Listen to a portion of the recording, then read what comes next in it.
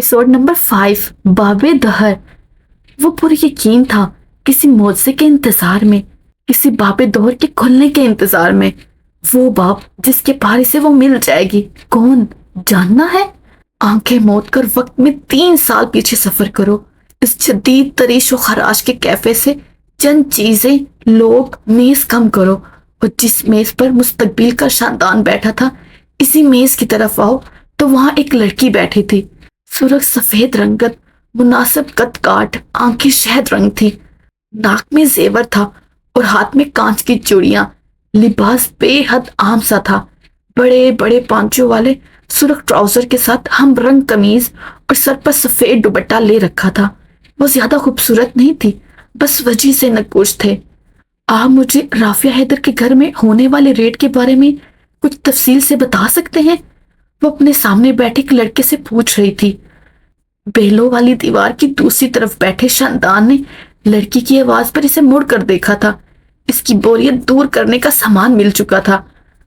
आप इस वक्त वहां रिपोर्ट कर रहे थे ना? मेरा एक करैक्टर है, वो भी इसी तरह एक जगह रेड में शामिल होता है। यानी वो नैप वगैरह से नहीं होता, वो बस एक आम सा रिपोर्टर होता है और एक जगह रेड में शामिल हो जाता है। वो हाथ उठा उठा कर बोल रही थी। इसकी हर हरकत के साथ इसकी चूड़ियां हिलने लगती और शोर सा पैदा होता। काफी फेंटते शादान के हाथ एकदम साकित हुए। वो इस वक्त सिर्फ इन चूड़ियों की आवाज सुनना चाहता था। तो मुझे ये समझ नहीं आ रहा कि रेड से एक जर्नलिस्ट का क्या ताल्लुक? क्या मैं इसे किसी तरह इस मंजर में फिट कर सकती हूँ? वो अज़द हद परेशान, एक्साइटेड और नर्वस नजर आती थी। लिखारियों के मसाइल लड़का सोच में पड़ा। आपने अपने किरदार को जर्नलिस्ट ही क्यों रखना है? आप ऐसा करें, इसे पुलिस में भर्ती कर दें। मशवरा देकर वो सैंडविच खाने लगा। अब अपने किरदार में आपसे पूछकर ड्राफ्ट करूंगी, वो एकदम तंग कर बोली। शानदान कहका मारकर हंस पड़ा। लड़की ने बकायदा गर्दन घुमाकर नागवारी से इसे देखा था। शानदान ने हाथ उठाकर माजरत की हो जैसे, फिर चेहरा मोड़ लिया। असल में मैंने 2 किस्तें शाया कर दी हैं। अब कि वो जरा तहम्मुल से बोली। इसके सामने बैठा लड़का इसकी बात से ज्यादा दिलचस्पी इसके चेहरे में रखता था। इन 2 किस्तों में हीरो एक जर्नलिस्ट है। अब जाहिर है मैं ये चीजें बदल नहीं सकती और मेरे हीरो को इस रेड में जाना जरूरी है, क्योंकि वो वहां जाता है और जिस घर में रेड होता है वो अफसर बाद में इससे अपनी सबकी का इंतकाम लेता है। अब आप बताएं, आप इस अफसर के घर खुद गए थे या फिर ये सियासी प्रोटोकॉल होता है? वो सवाल पूछकर अब दोनों हाथों को बाहर मिलाए जवाब की मुंतजिर थी। असद आबद नामी वो सहाफी निहायत सुकून से चॉकलेट कोकेन्स खा रहा था। लड़की सोच चुकी थी अपने एक किरदार को इस कदर बेहिसी से कोकेन्स खाते हुए जरूर लिखेगी। मिस हजेला अहमद जई, आपकी हीरोइन कैसी है? क्या वो खूबसूरत है आपकी तरह? वो इस आदमी को देख कर रह गई। वो इससे क्या पूछना चाह रही थी और वो क्या बता रहा था? इसका चेहरा पल भर में सुर्ख हुआ, मगर वो मुट्ठियां भेज गई। तिरछे रुख पर बैठा शंतान इसके हर अंदाज को नोट कर रहा था। वो जानना चाहता था इस लड़की के बर्दाश्त की हद क्या है। मेरी हीरोइन के खूबसूरत होने से आपका क्या ताल्लुक और मेरी जैसे होने से क्या ताल्लुक? असद आबिद मुस्कुराया और सैंडविच की प्लेट अपनी तरफ खिसका ली। वैसे ही जनरल नॉलेज के लिए पूछ रहा हूँ। असल में सहाफी मेरा जैसा है ना, तो हीरोइन। मिस्टर आबिद, अब के वो बोली तो इसका लहजा मुख्तलिफ था, कुछ कुछ सख्त सा। दुआ ने जब मुझे आपका कांटेक्ट नंबर दिया था तब इसने मुझे बावर करवाया था कि आप शरीफ और मुहज्जब आदमी हैं। मैं चाहती हूँ कि जब वो पूछे मेरी मुलाकात आपसे कैसी रही तो मैं इसे बताऊं कि वो ठीक थी। आप क्या चाहते हैं, मैं इसे क्या बताऊं? दुआ आपकी कजन है ना?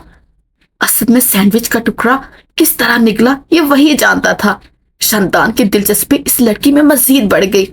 आज पहली बार वो कॉफी से ज्यादा किसी इंसान में दिलचस्पी लेने लगा।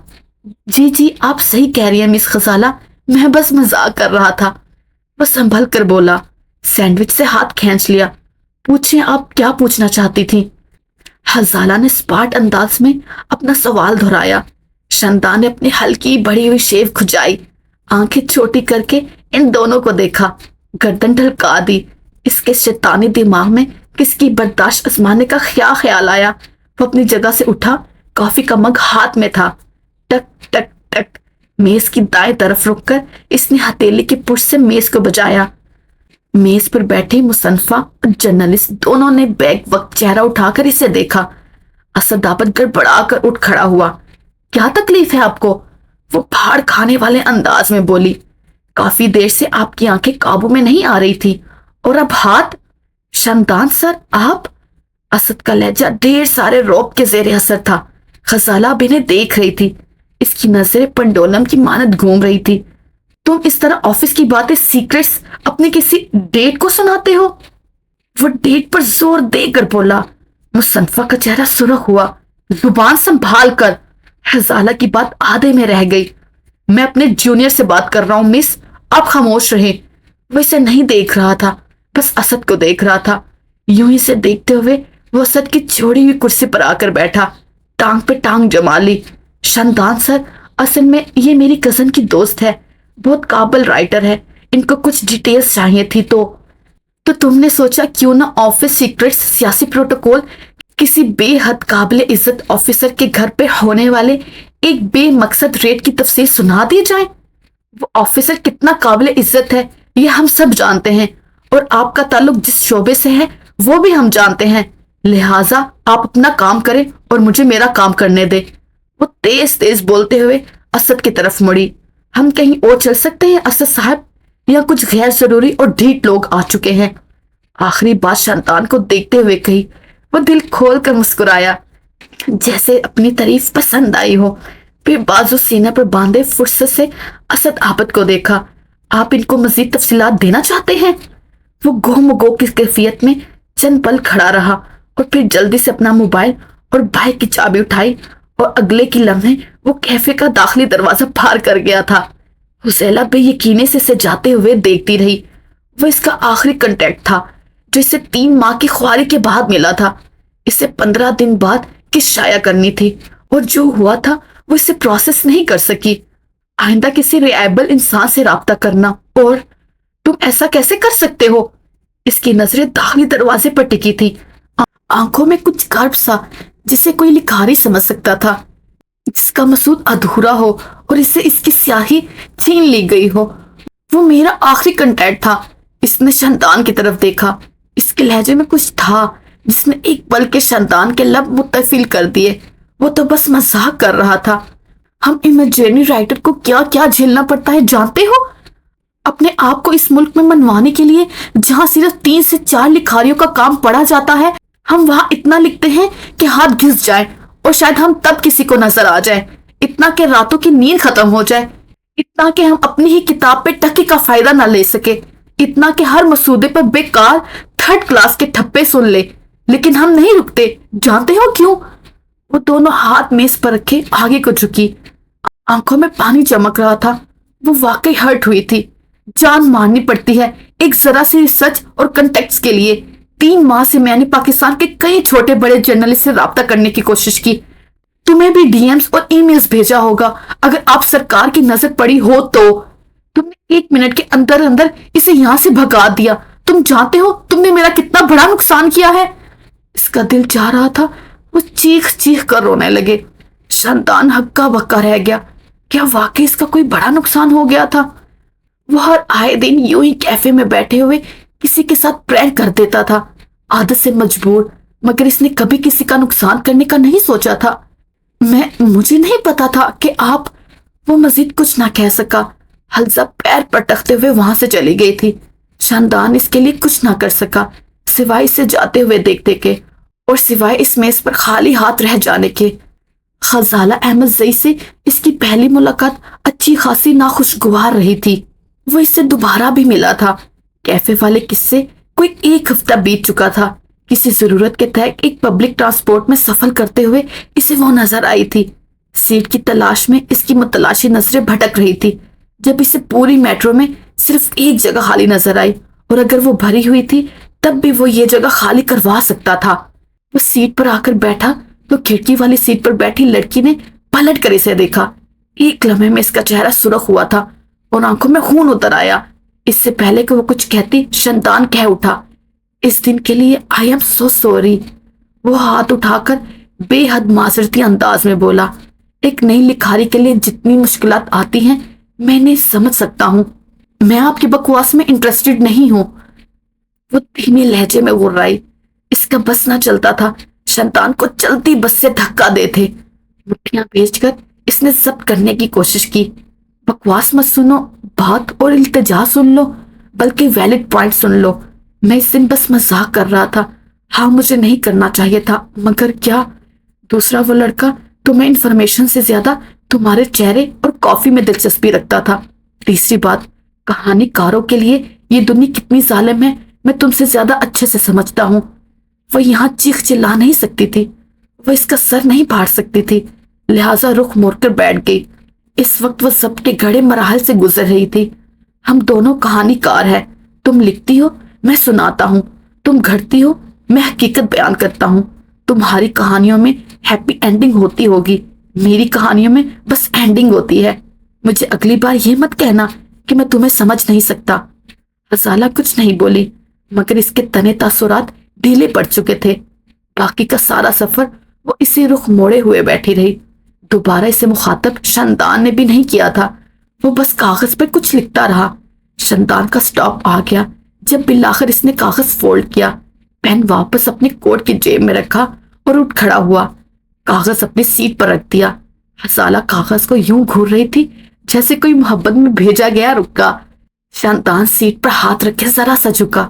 لگتا نہیں ہوں، مگر یقین کرے بہت شریف آدمی ہوں. لڑکے کو رکے نہیں دیتا، رکے دیتے نہیں، یہ کوئی لیتی نہیں.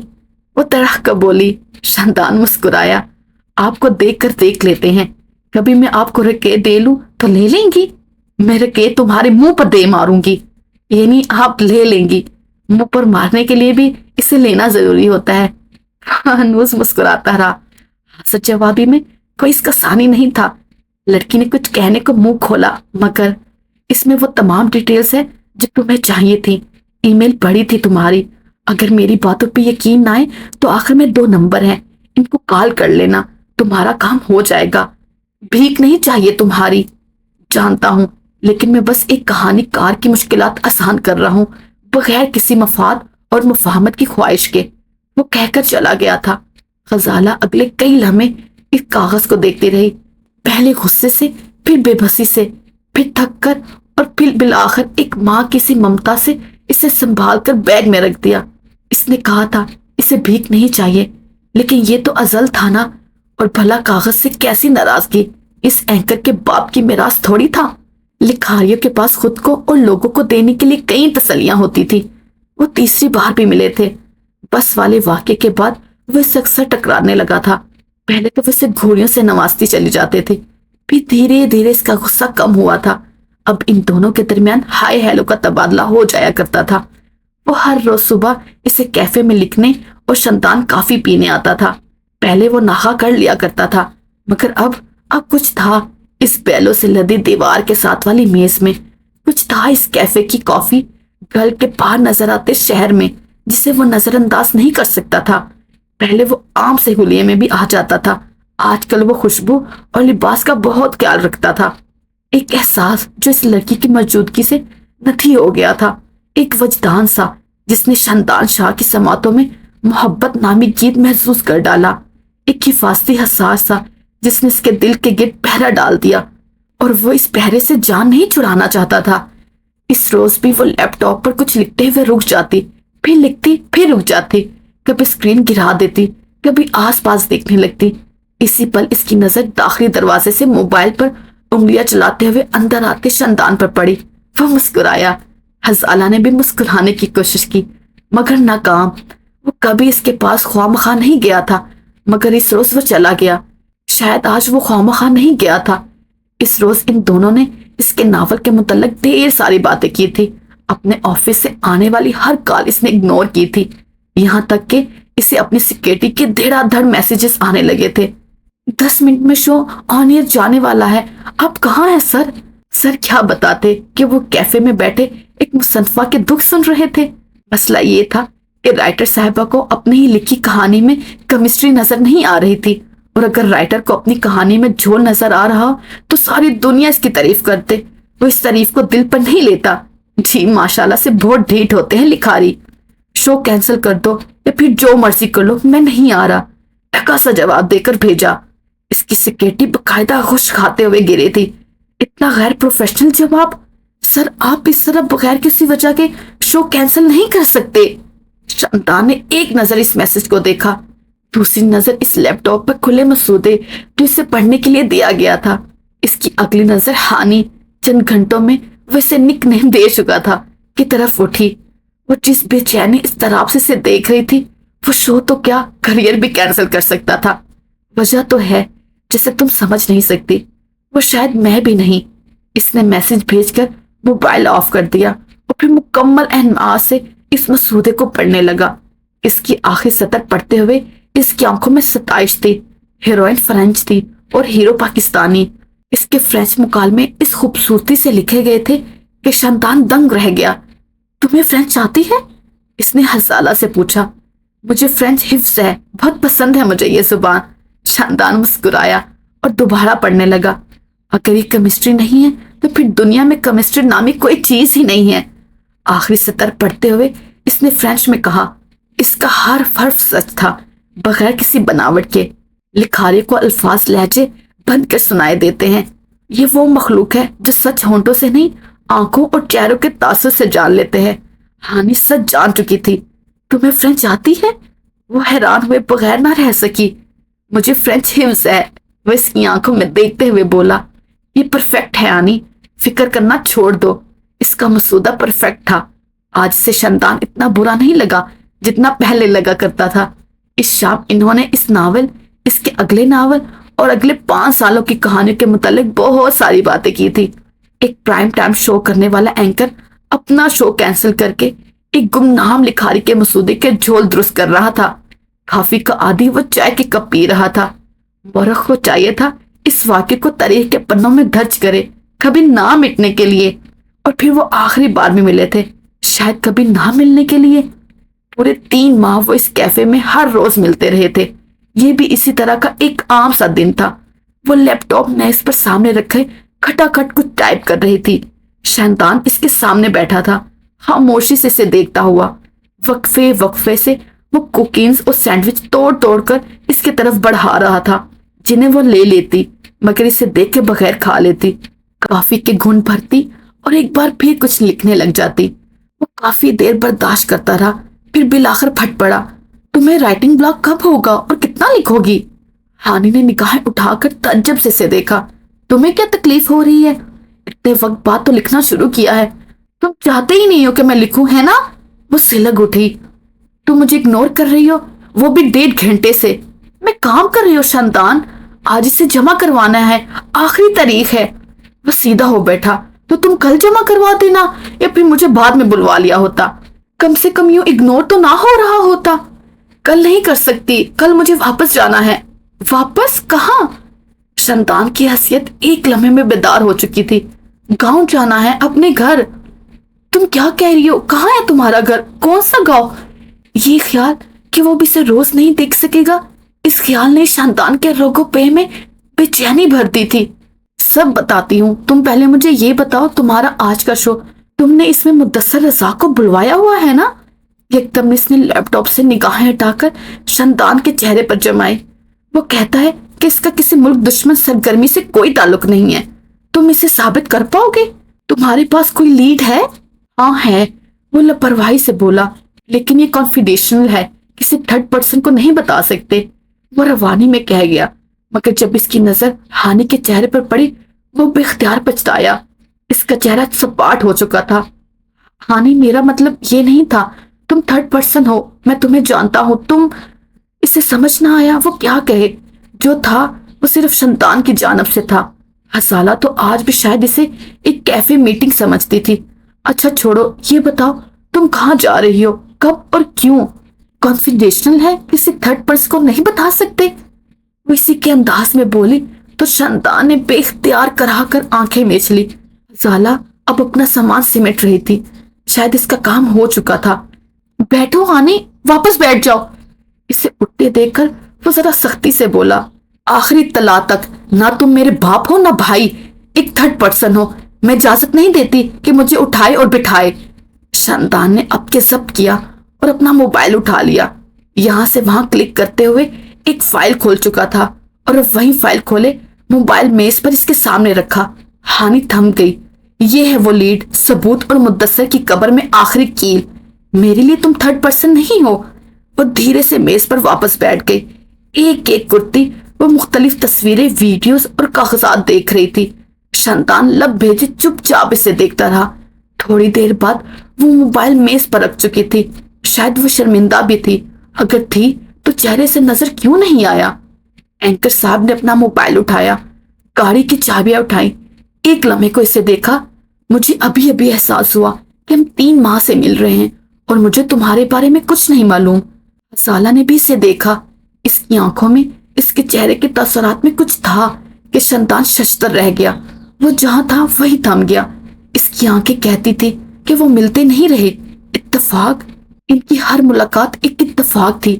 اگر پلان تھی تو صرف شنتان کی طرف سے. حزالہ اس کیفے میں صرف کام کرنے آتی تھی اور شنتان صرف حزالہ کے لیے. 3 ماہ وہ 3 ماہ تک ایک لکھارک سے بے وقوف بنتا رہا تھا کیونکہ وہ الفاظ کے رد و بدل سے کام لیتی رہی. 3 ماہ، پورے 3 ماہ. اور ان 3 ماہ میں میرے پاس صرف ایک چیز ہے، تمہارا ای میل. آج مجھے اندازہ ہوا ہے کہ تم شنتان کو کھلی کتاب کی طرح پڑھ چکی ہو اور میں تو پورے 3 ماہ تمہارے کردار، تمہاری کہانی، تمہارے الفاظ میں گھرا رہا. میں نے تم سے یہ سب کرنے کو کبھی نہیں کہا تھا سید شنتان شاہ. اور اب اگر تم کر چکے ہو تو مجھے نہیں لگتا تمہیں جتانا چاہیے. وہ لمحے کے اندر خیر ہو گئی. جاری. رک جائے. آپ نے اس ویڈیو کو لائک کیا؟ نہیں کیا نا؟ تو پلیز لائک کر دے. اور چینل کو سبسکرائب کیا؟ وہ بھی نہیں کیا ہوگا یقیناً، تو وہ بھی کر دے پلیز. اور اینڈ پہ کمنٹ کیا آپ نے؟ نظر آ رہا ہے آپ نے کمنٹ نہیں کیا، تو وہ بھی کریں تاکہ پتہ چلے یہ ویڈیو کہاں سے دیکھی جا رہی ہے. Take care. اوکے، اللہ حافظ. Take care. Tata, bye bye.